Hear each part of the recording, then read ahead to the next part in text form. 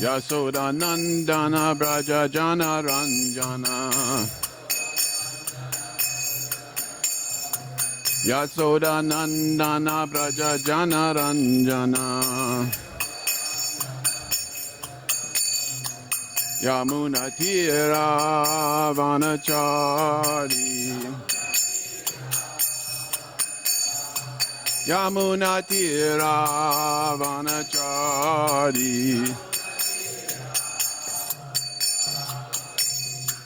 Hare Krishna, Krishna Krishna, Hare Hare, Hare Rama, Rama Rama, Hare Hare.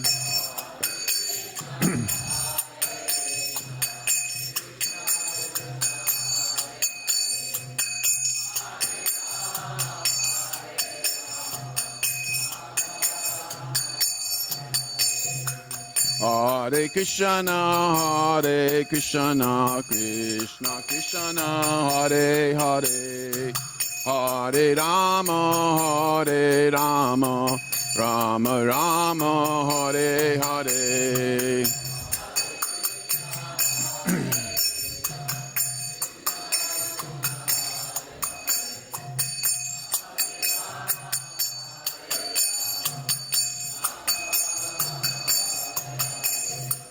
Hare Krishna, Krishna Krishna, Hare Hare, Hare Rama, Rama Rama, Hare Hare.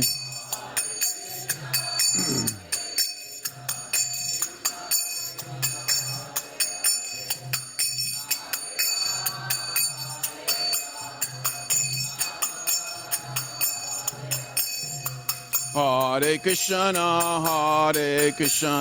Krishna Krishna, Hare Hare, Hare Rama, Rama Rama, Hare Hare.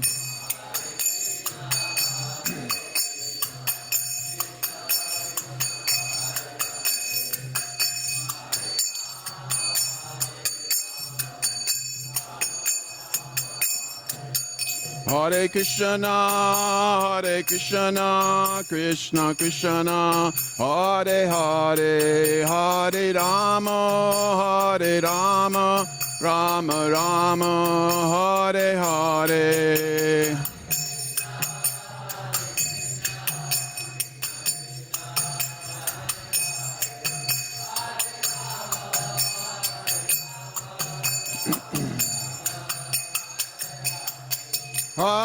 Hare Krishna, Krishna Krishna, Hare Hare, Hare Rama, Rama Rama, Hare Hare.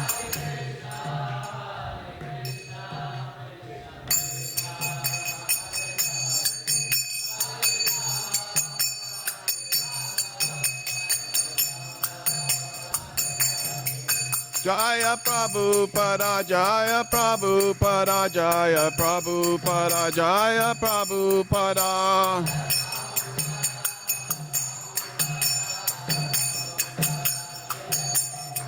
Jaya Prabhupada, Jaya Prabhupada, Jaya Prabhupada, Jaya Prabhupada.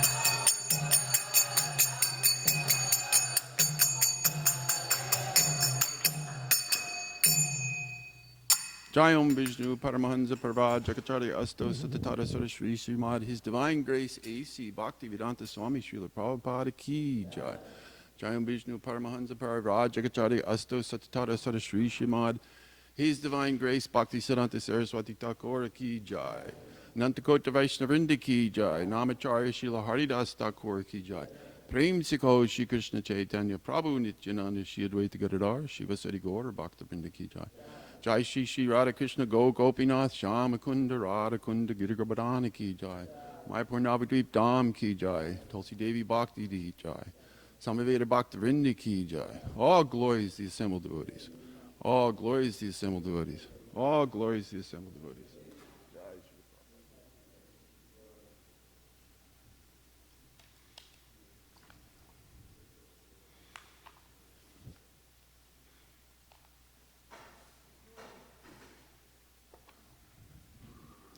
First of all, I'd like to thank the devotees from LA for inviting me to come here and give this talk.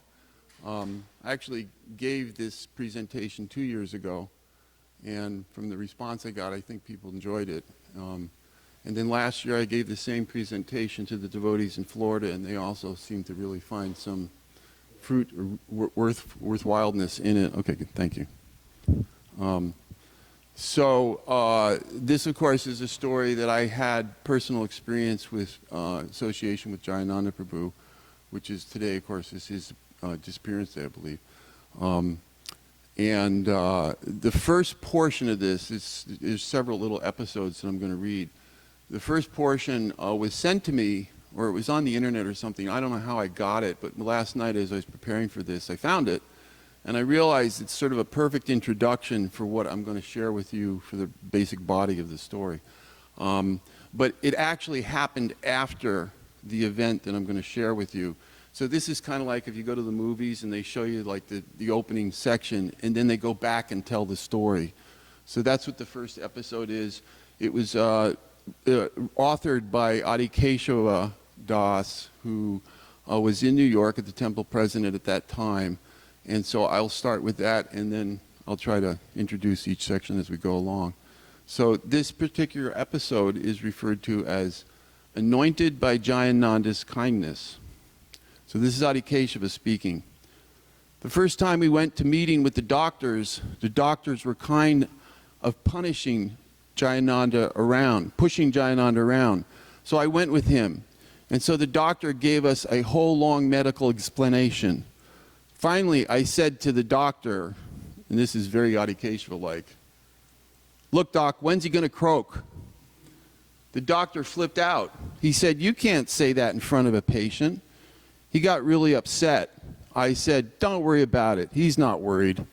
I said, "You're not scared to death, are you, Jayananda?" He said, "Nah, I guess I'm a little, but you know, I'm getting over it." The doctor was just amazed. So I said, "Look, we just want to know the straight goods. When's he going to croak?"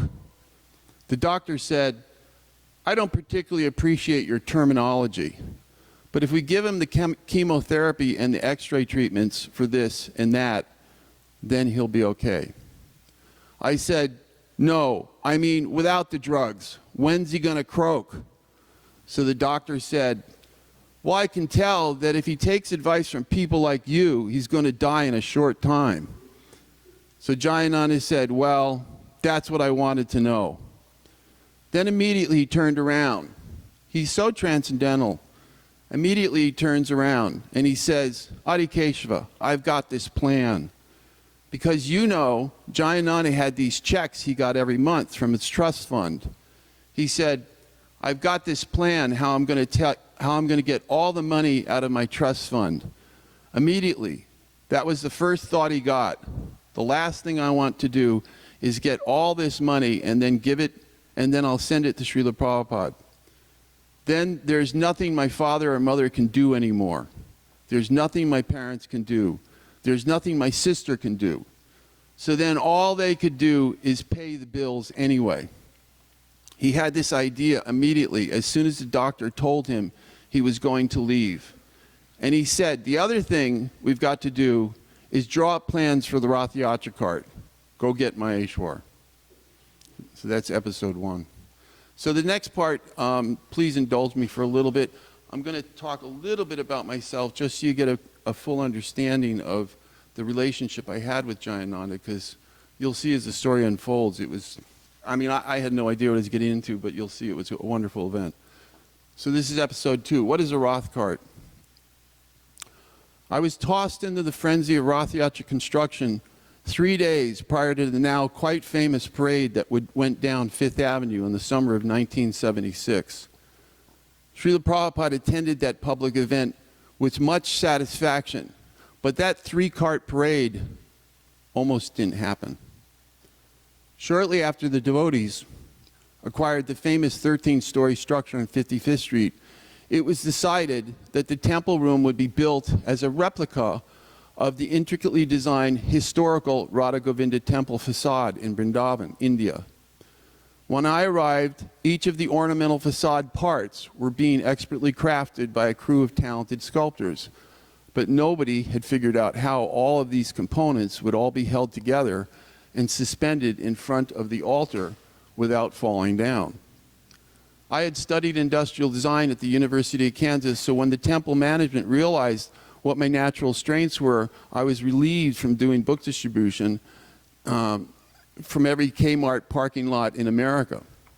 I had been magically scooped up by Tamal Krishna and Vishnu John's legacy Radha Damodar traveling Sankirtan party during my senior year at the university, 6 months prior to graduating. Dristadumya and Sudama's bus had just been sent out from the big Chicago gathering to tour America, and they had come to the University of Kansas. At that time, there did not seem to be any possible way I could extract myself from the 4-year college plan my parents had insisted I follow. So I had been praying urgently to somehow find a way to become a disciple of His Divine Grace, A.C. Bhaktivedanta Swami, for Krishna to do something about my quandary. Krishna responded by sending an entire bus of about 30 devotees to come and take me away in what appeared to me to be a direct answer to that prayer. But alas, that is a whole different captivating story I can tell on another occasion. So I took off the knee pads I had been accustomed to wear when bending down to sell BBT books to people sitting in their car, and I went back to my drawing table. That felt like a much better fit for my dharma anyway, having come from a family of 5 generations of engineers. My first big task was to figure out how the elephants, the numerous spools, the large Timingila creature, and the row of small ornate corbels would all be assembled safely over everyone's head, contiguously replicating the portico in the 55th Street Temple Room. Meanwhile, in January of 1976, Jayananda had started with a small crew of helpers to begin the construction of the Roth cart wheels with the intention that they would be used that summer for a big parade. Jayananda apparently felt that because of my background, I might be able to help him resolve some design details on the Roth carts, even though I had never been to a Roth Yatra parade, didn't know what the word meant, or even seen a Roth cart, what to speak of build one. Nonetheless, Jayananda would periodically consult with me a few times at 6 a.m. during japa period to assuage his concerns. These small informal exchanges occurred several times from February till June of 1976, during the construction of the carts to see what my suggestions were. I must confess that most of the time I could not grasp what he was describing to me because of my utter lack of experience with anything he would inquire about. I couldn't even imagine a parade float with wheels bigger than my 6-foot profile. So I can't really say I contributed much to these mini engineering consultation sessions. All I really did was offer a few insignificant words of encouragement, confirming what Jayananda had envisioned all along. I was flattered that he seemed to appreciate my counsel because I was so new and he was so highly regarded as a senior devotee. So it was easy to offer him a whole lot of genuine respect, but all I could really do is encourage him to press on confidentially. We would always end these cherished talks mutually agreeing that Lord Jagannath would give him the intelligence to get everything done well. Episode 3, Jayananda's super excellent character. Jayananda worked diligently with the Roth cart crew for long hours for several months. The cutting and welding of 8 new steel wheels with an 8-foot diameter had never been done before, and it was a lot of work. To this day, I don't know of any other ISKCON Roth cart that has 8-foot wheels. Subhadra's cart was shipped in from Chicago, and it did not require new wheels. Jampavan was a long-standing dear friend of Jayananda, and they were inseparable friends. They both appeared to be in the prime of their life like 2 huge demigods. However, few people were aware of the fact that Jayananda had recently been diagnosed with leukemia, and everything he did was challenged by intense pain in his leg. Although we did not know this at the time, Jayananda would only be with us for a little more than 1 year before his illness broke his body completely down. Yet every day, Jayananda pressed on with hardly a complaint to anyone. Occasionally, he would quietly reveal to his close friend Jampavan how much he was suffering, but most of the devotees had no idea how serious his illness was. The fact that Jayananda carried on so stoically was further evidence of how mature his Krishna consciousness was. It was later decided that Jayananda should go to Los Angeles, where the warmer weather might not be so hard on his health. After arriving there in the spring of 1977, he had a tremendous vision of Rath Yatra proceeding down the Venice boardwalk right along the beachfront. However, his situation worsened. His parents gifted him with funds for medical treatment, hoping to reverse his prognosis, but neither the California sun nor the best of medical treatment would modify Lord Jagannath's plans to bring his devotee home. When it became evident that Jayananda's body was rapidly being consumed by the disease, he surrendered everything he had left to his eternal friend, Lord Jagannath, and gave his medical funds to start making arrangements for a Venice Beach Rath Yatra festival. It was a visionary plan that even took Rameshwar by surprise, but everyone got behind his dream and worked fanatically to make it come true. It was the last service Jayananda engaged in, but he did not live long enough to be there when the chariots rolled down the Venice boardwalk. To this credit, of all the Los Angeles devotees, this festival has since become the biggest and most celebrated Rath Yatra held consistently in the Western world since then. Back in New York, Jayananda and Jampavan were working so hard, running around to do what they needed to be done to get the New York Rath carts built, that the rest of the temple members did not see them very much. Typically, Jayananda and Jampavan would arrive so late to the Sunday feast that the other devotees had finished eating. So they descended into the back utility room to eat their feast in what seemed like a quiet cave. After working hard with heavy piles of steel and lumber all day long, they were hungry and ready to eat in a serious way. They used multiple half-gallon milk containers for drinking cups, one filled with nectar and the other filled with sweet rice, and they ate off of 3 plates at once. Often one was completely filled with nothing but just pakoras, while the other plates were filled with rice and sabji respectively. When they sat down to eat, it was like Bhima coming home with a hunger that could not be satisfied, even if they ate all of Mount Meru. The parade was scheduled to go down 5th Avenue on Sunday, July 18th, 1976.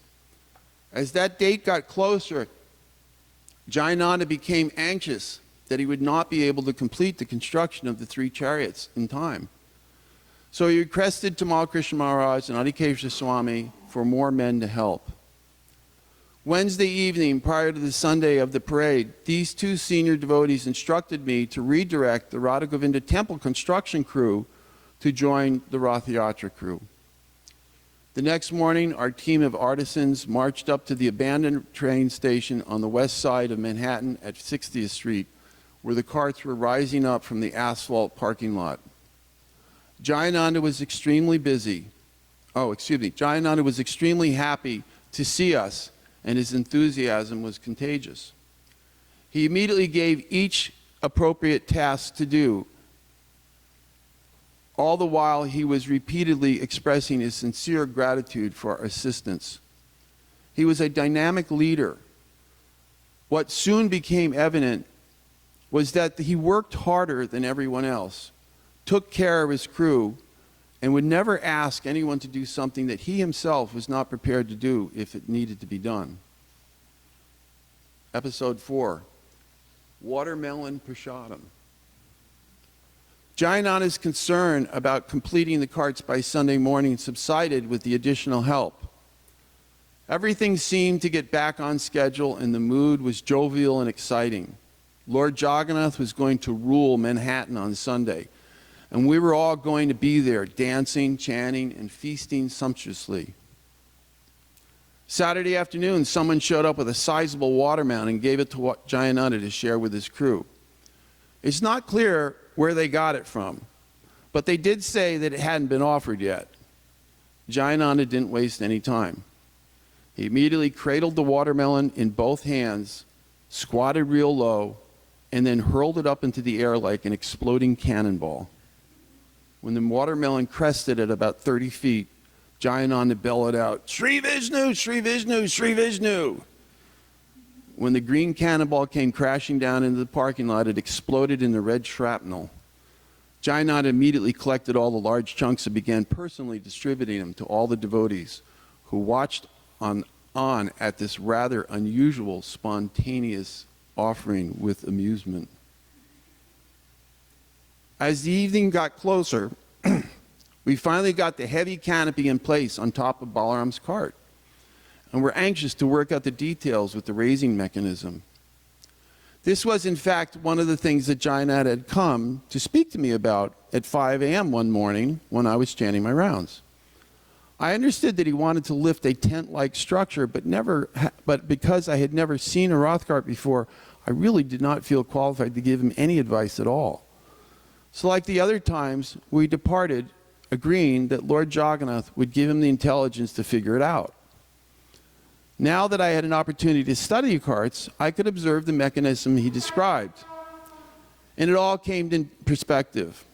I, too, was getting very excited to see how it was all coming together. Episode 5, Sigh of Relief. Jayananda had slowed down enough where we were able to chat a bit as we approached the final stage of completing the chariots. We backed away from the carts to visualize what they were going to look like as they rolled down Fifth Avenue. Jayananda was a relentless captain who forged ahead for 6 months, overcoming all sorts of obstacles. On this triumphant evening before the parade, this great devotee of Lord Jagannath, Jayananda Prabhu, took a rare moment with me to review all that had been accomplished, and it was good. It was outrageously glorious, and we all felt good about being part of it. The 6-month marathon would culminate the following day when Srila Prabhupada joined us for the biggest Rath Yatra ever to occur outside of Jagannath Puri.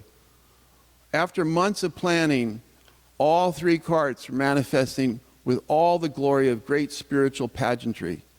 New York had never seen anything like this before, and we were fired up. While we were enjoying this moment, the crew continued to complete the tasks they were given. Ropes were attached, bolts were tightened, and the final planning was getting done. The canopy mechanism was being tested, and although I had hardly done anything, Jayananda embraced my friendship as if I was one of the guys who was there welding the wheels with him when they started in the freezing month of January. Balaram's canopy was going up, and we were marveling at how spiritually seductive it was.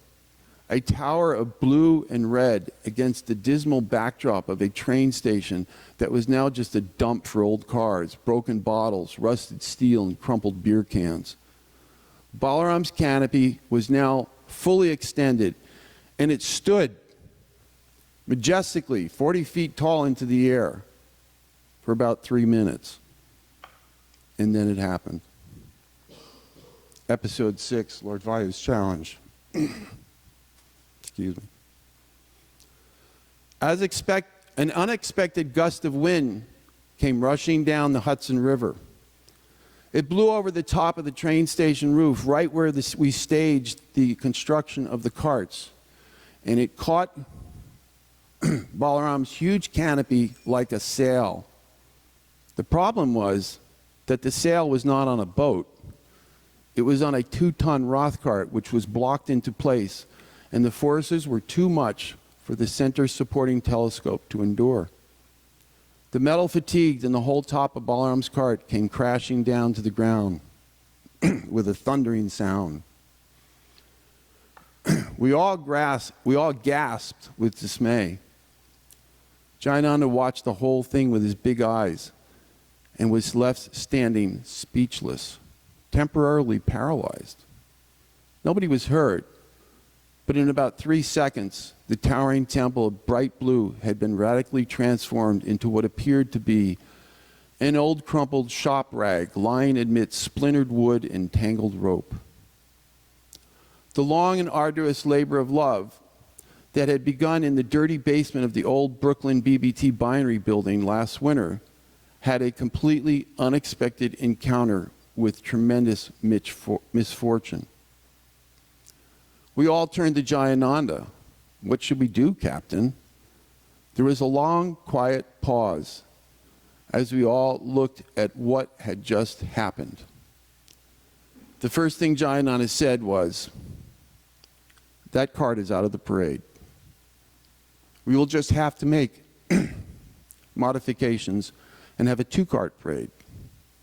He then went on to apologize to everyone for what he obviously felt was a terrible mistake on his part. And it was clear he was really having a hard time accepting what happened, while also being looped with the now additional burden of having to decide what to do next. He was a man and a great leader, but this was completely uncharted territory. Jayananda did not shed tears, but it was evident that his soul was crying. This was supposed to be his triumphant moment, but instead, in one insignificant moment, Lord Vayu decided to mess with everyone's head. Needless to say, the mood immediately changed. The satisfaction of triumph and success we were all basking in just moments before were literally blown away and replaced with heartbreak. Jayananda felt that the failure of Balaram's cart was his responsibility, and he was absorbed, and he was absorbing the experience as a tremendous failure. I was also overwhelmed by the ominous mood that had quickly set in. I kept thinking, what a waste. Jayananda had worked on this huge parade float for so long, and now he is ready to ditch the whole thing because the top was no good? I didn't really understand what Rath Yatra was at the time, so like an innocent child, I approached Jayananda and naively appealed to him. Why can't we just use Balaram's cart the way it is, without the canopy? It's still quite spectacular with the huge 8-foot wheels. Jayananda looked at me like I was totally nuts. I later realized what I was asking could be compared to approaching Michelangelo's and saying, "Look, I realize the head of your marble carving of David just broke off and crashed to the floor, but the rest of the sculpture is really pretty fantastic, so why not just take off what's left of the torso on premiere tomorrow and unveil the statue of David without his head?" Jayananda had nothing to do with such a crazy idea. "No," he insisted, "Balaram's cart is out." He kept saying things like, "I just don't have the time, manpower, or material to fix Balaram's cart. We still need to get Jagannath and Subhadra's cart done. There is so much we still have to do. Balaram's cart is out. It's too dangerous. We must modify the other carts so the same thing doesn't happen with them. Oh my, how are we going to do all this?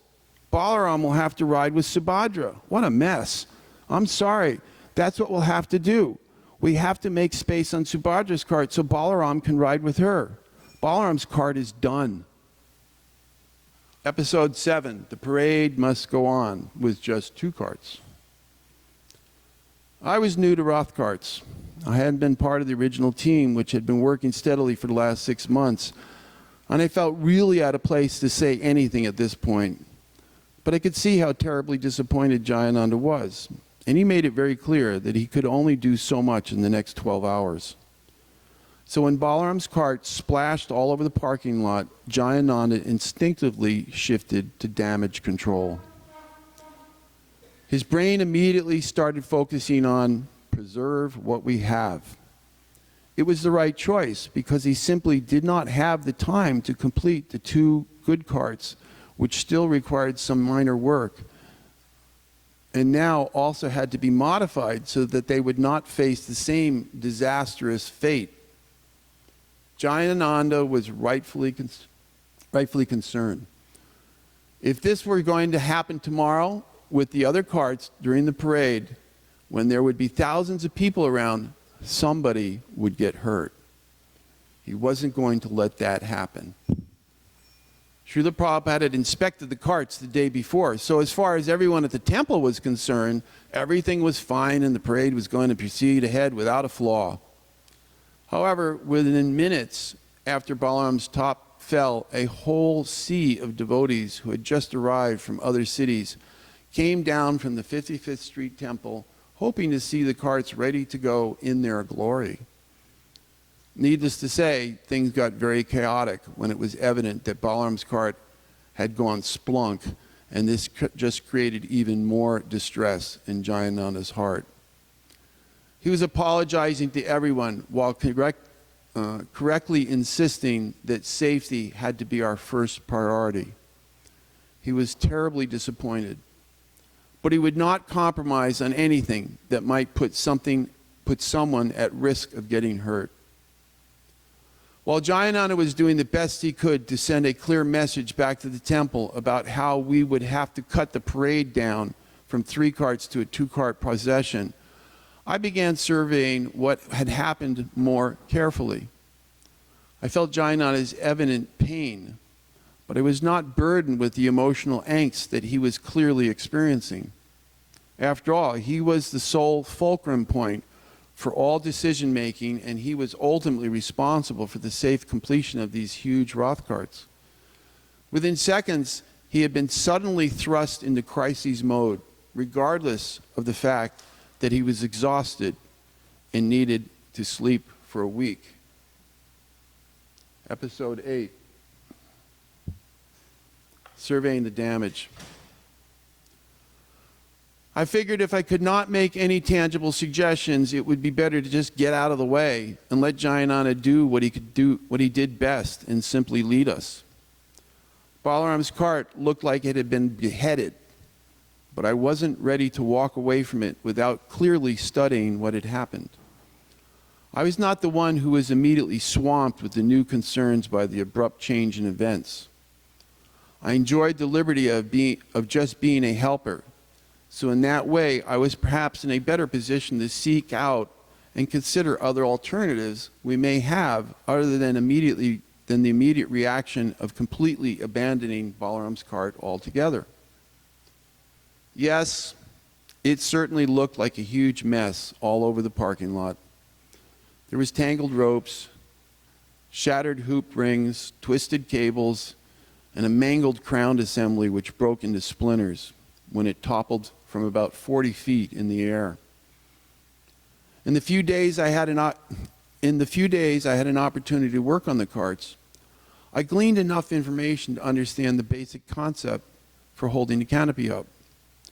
Despite how massive and permanent the structure might appear to the public, it was assembled like a big box kite. The canopy was like a square sail that was suspended on hoops, frames that hung from one central crown piece that is thrust up into the air by a multi-stage expanding telescoping tower. I am not the type of person to walk away from 6 months of hard work because of an untimely setback, and I took Lord Vayo's intercession as a personal challenge. Supercell was pushing me to see if there was any possibility of piecing Balaram's cart back together from what was still left, albeit smashed all over the tarmac. The canopy was tangled in ropes, but did not appear to be ripped. The ropes were twisted, but they could be untangled. The hoops were just 2x2 wood pieces that could be either replaced or perhaps lashed together and then glued. The top frame could also be nailed and lashed with glue. Yes, it would be a lot of busy work, probably an all-night surge. But if we had some extra hands, it seemed we might be able to rebuild the top structure by the time the sun hit the morning horizon. Episode 9, 2 conditions. When the word got out about our misfortune, the stream of devotees from the temple increased even more. When I approached Jayananda, he was explaining to everyone what had happened and how we would proceed the next day. I managed to pull him away long enough to ask if he would allow me to try and repair Balaram's cart. At first, he had a hard time comprehending what I was offering to do. In his head, he had completely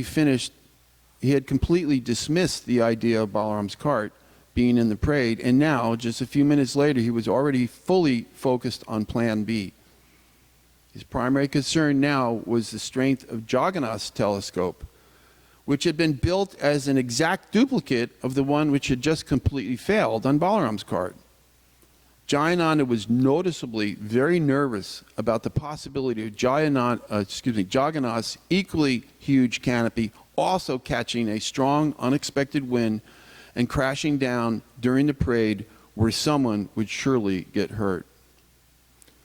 Although I did not fully understand why Jayananda trusted my judgment, but it was evident from the numerous impromptu consultation meetings we had leading up to this moment under less stressful circumstances that he did. I think that was the only reason why he was willing to stop long enough to listen to my proposal, while he was clearly absorbed in a flood of other compelling distractions, responsibilities, and emotional turmoil. So when he finally understood what I was proposing, he stopped to think about it. He did not dwell on it for long.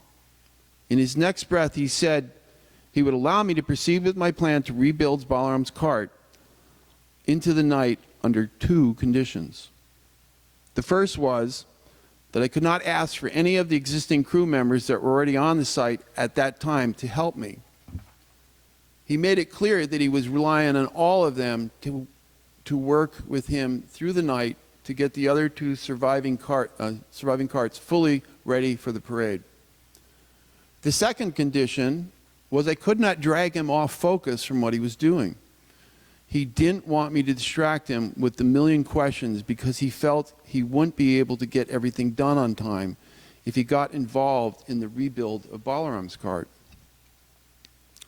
I could tell Jayananda wanted to immediately get to work, so I told him I would accept his terms, although I knew I couldn't possibly do the job on my own.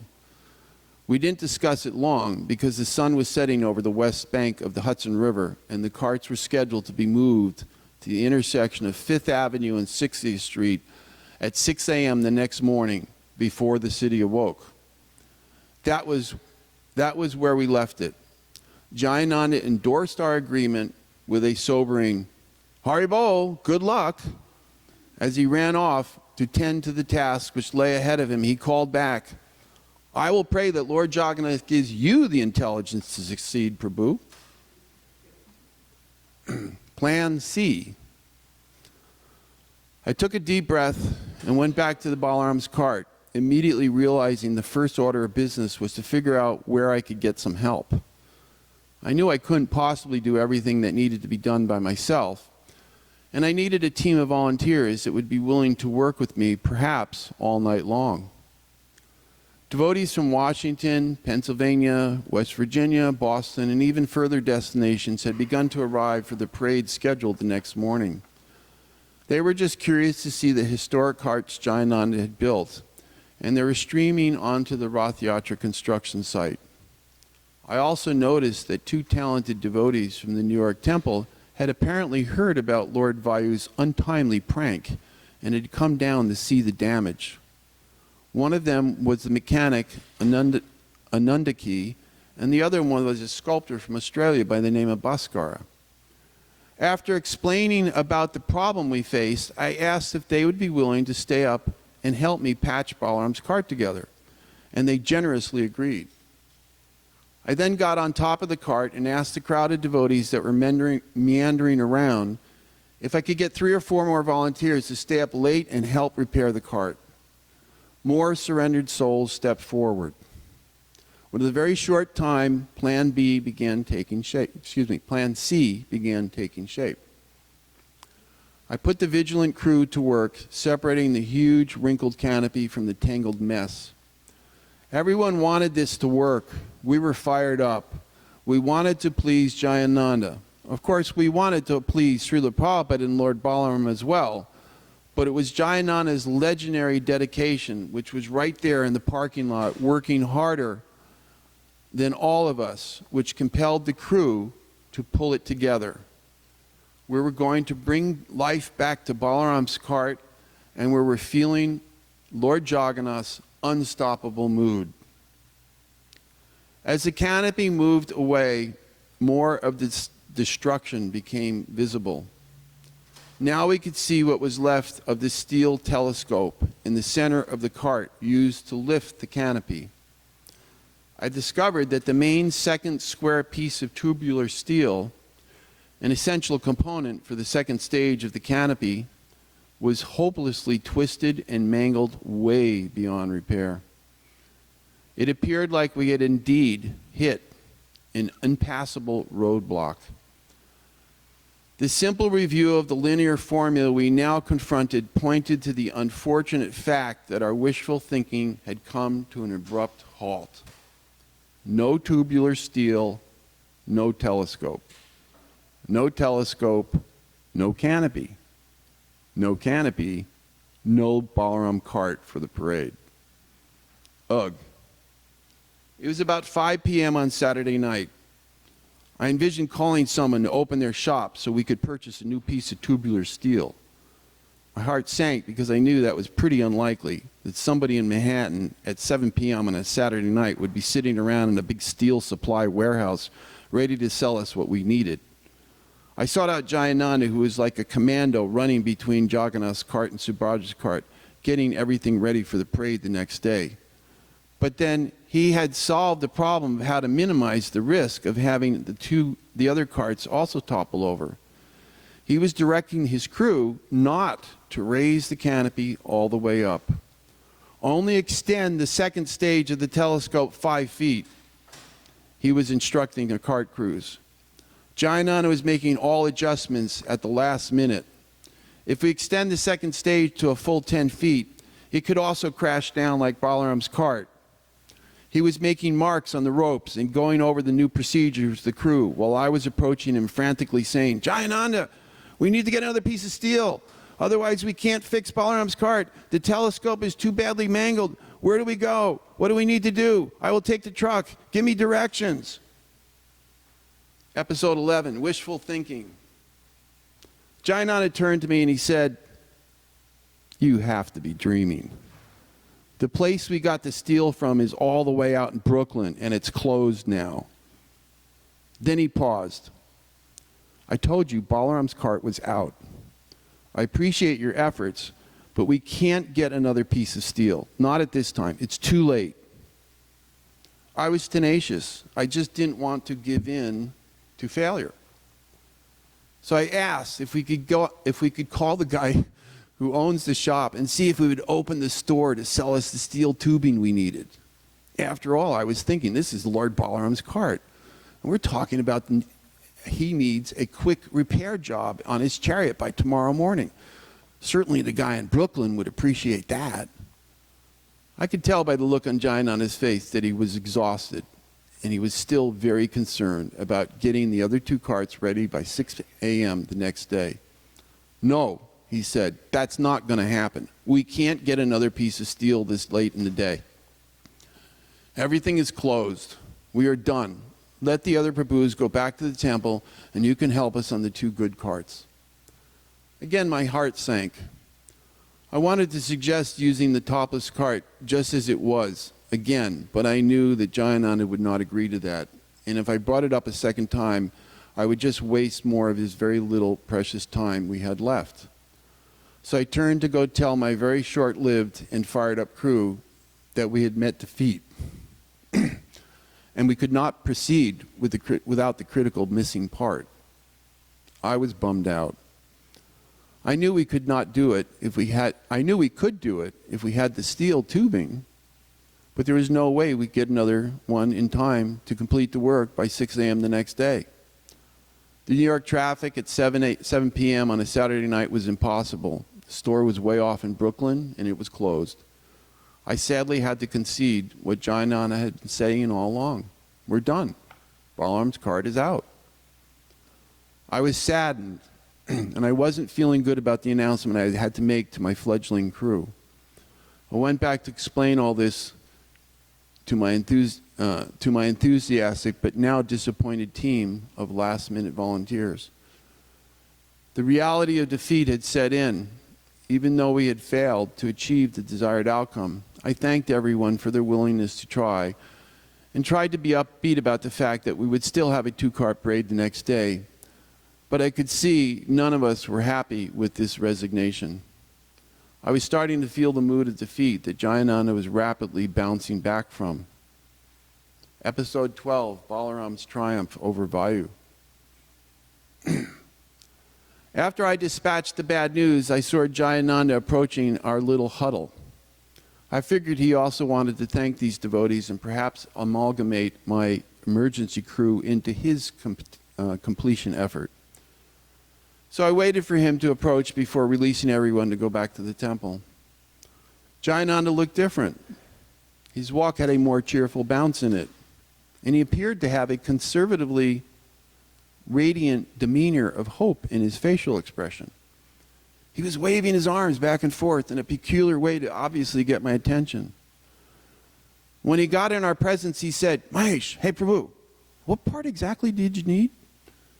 He wanted clarification on just what part of steel it was that I needed to replace. I took him over to the twisted piece of steel tubing which was originally straight but now looked like one of those crazy straws that kids love to drink from. He then said, "You know, I'm not sure, but did you check way down at the end of the train loading dock? I think we purchased an extra piece of that very same steel extrusion several months ago. It may still be sitting there. Go check." Could it be so? Anandagi, Bhaskara, and myself went frantically running to where he indicated the square pipe might be. And, sure enough, just as if Lord Balaram had planned it all along, there was the exact piece of replacement steel that we needed to fix the canopy. We all let out a huge Haribo, Jai Jagannath, and we started jumping around like a bunch of kids. We came triumphantly running back with the coveted Roth part, and all the volunteers and the midnight repair crew threw themselves back into the mood of the heave-ho. We would prevail. Lord Balaram would not be held in checkmate by Lord Vayu. To the credit of all the surrendered souls, we worked all through the night. As we got portions done, I would send devotees back to the temple, a few at midnight, a few more at 2 a.m. As we approached daybreak, the big blue temple sail was back up. The telescope had been calibrated to not go all the way up, and we raised Balaram's canopy top for the second time. Jayananda was practically crying with ecstatic symptoms. And that in itself also made me weak with emotional ecstasy. He kept saying he couldn't believe it. He was beaming. He was so happy. The parade would go on just as it had been planned for so many months. He was falling all over us with much more praise than that was appropriate. But that was the way Jayananda was. I could feel his soul reaching out to me and the crew which had stayed up all night with oceans of gratitude. He wanted to please Srila Prabhupada, who wanted to please Balaram. And we all wanted to do that, and we also wanted to please Jayananda because he was the embodiment of hard work, leadership, setting the example, and a very well-rounded, responsible, and likable devotee. Everyone loved to work with him, and he made everyone feel great about whatever little contribution a person would offer. So for those few moments on that morning, it was quite a thrill. We were all vibrating with feelings of triumph over Maya's distracting attempts to interfere. All the angst from the previous evenings were dissipating with the darkness as the sun rose. It was going to be a historic moment for the people of New York after all. Lord Jagannath, his sister Subhadra, and brother Balaram were each be riding their own majestic chariots down what Srila Prabhupada referred to as the most important street in the world. It was going to be a great day. Episode 13. Vaikunta in a concrete canyon. The temple had arranged for 3 vans to come tow the carts to 5th Avenue at 6 a.m. We were exhausted, but we were ready. Jayananda wanted me to assist by coordinating the transport of Balaram's cart to the start of the parade, which I did while he and his crew supervised the dispatch of the other 2 carts. We finally got back to the temple at around 7 a.m. While we were going back to the temple, Jayananda continued to embrace my friendship in ways that made me feel like $1 million. He was like this tremendously lovingly big brother, and I felt great to bask in his affectionate association. When we got to the temple, we rested for about 3 hours. He came and got me when it was time to return to the parade site, and before 11 a.m., when the parade was to begin, it was a beautiful day. Jayananda was ecstatic. While we got a short nap after a long night, the freshly painted bare carts had been magically transformed with all sorts of decorations that included flower garlands, flags, candy, balloons of all shapes and sizes and colors. The Rath carts now looked like they had descended directly from Vaikuntha and mystically appeared at the beginning of this cold canyon in New York's concrete. Jayananda positioned himself in front of Jagannath's cart. And Japavan was steering Balaram's cart from the ground the way it had been done back in those days. I had been assigned to manage the overhauled canopy on top of Balaram's cart, and I felt like I was so blessed to be part of such a huge event. When the parade began, Jayananda danced with abandon in front of Lord Jagannath's cart while he steered it down 5th Avenue. People peered out the windows, which seemed to stretch past the top of the sky, and a photographer caught the moment, which was later immortalized on the cover of the June 1977 Back to Godhead the following year. There it is, right there. At 42nd Street, Srila Prabhupada was escorted to Subhadra's cart and got on his Vyasasan. The parade culminated with a huge reception in Washington Square Park, where His Divine Grace gave a wonderful lecture to the huge public gathering that had come for the festival. We had prevailed. All our hard work paid off. It was a wonderful feeling, and for at least that day, New York had been transformed into something very, very special. Episode 14. I don't know where Archit is, but there's another slide. If you want to put the other slide up, I'll try to explain it, so don't worry. Only a handful of individuals really know the full story of what happened the night before the New York 76 Rath Yatra parade. However, there is a photographic evidence that reveals the tale of this harrowing event, which challenged our resolve and bonded our spirits. Jayananda's triumphant mood was eloquently captured in a photo on the June 1977 issue of Back to Godhead, as mentioned above. On page 8 of that same issue, there is a small photo of 3 carts as they proceeded down 5th Avenue. And I believe that's in the middle, down at the bottom. If one looks closely, they will see that the canopies on Jagannath's and Balaram's cart are not fully raised. This is evident by the position of the rectangular shaped design that is normally painted above the separate from the bottom shading panel, which extends out over the deities. So if you look at the top of these photographs, the picture on the right, of course, on the left is the photo on Back to Godhead. The one on the left side, on the right side, is the actual, that's the way a cart's supposed to look. That's actually the Los Angeles Roth carts. And you'll see there's that kind of curved shape and a line on the bottom. And you'll see there's a little gap there between that and the yellow bar, which is the canopy for the deities. But if you look at the one down below, yeah, there you go, where the arrow is, you'll see there is no gap there. Now, most people probably don't notice that, but for those of us who build these kind of things, we notice it. And that's because, yeah, thank you for doing that. You can see there is no gap. And that's because the cart wasn't cranked up all the way, because of this very serious concern that we had that if the wind caught it, it could go over again. And you can't really see it in this photograph, but the third cart back, which is the one that we're describing in this story, it's also the same way. So the carts actually could have gone up about another 4 or 5 feet, but for safety's sake, we didn't bring them up.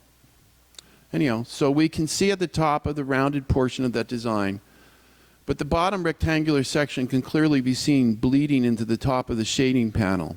That's because the canopy was not lifted far enough for it to be visually set off on its own. The big sail-like blue tent could have been raised another 5 feet, but for safety's sake, that was not done. The photos taken on that day will tell this untold story to those who look carefully for this detail. So then there's a little last episode here. I'm not really sure who told me this. I think Ratnabhushan told me this, so I'm not sure really who he heard it from, but it's a really nice little sort of post-salutation for the story. The unknown observers. Few people know this story behind the night before this important parade, but apparently there was an old retired husband and wife who had watched the entire drama. As the carts were being built and rose up from the dilapidated train station, they watched the daily progress from their apartment balcony.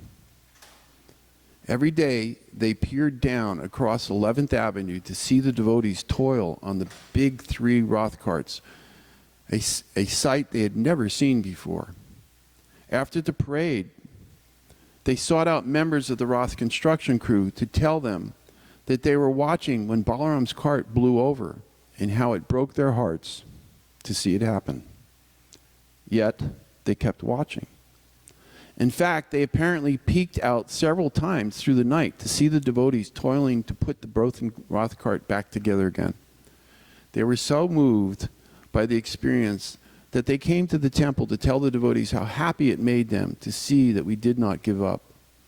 It was apparent that for these seniors, the ability to watch the daily progress of the chariot construction, then the collapse and subsequent revival of Balaram's cart, was one of the most exhilarating things that they had done in a long time, and they wanted to thank the devotees for making sure this story had a happy ending. Thank you very much.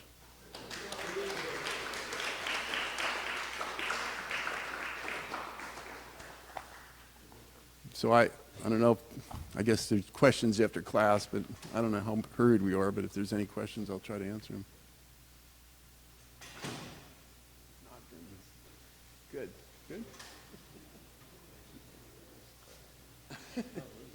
Yeah?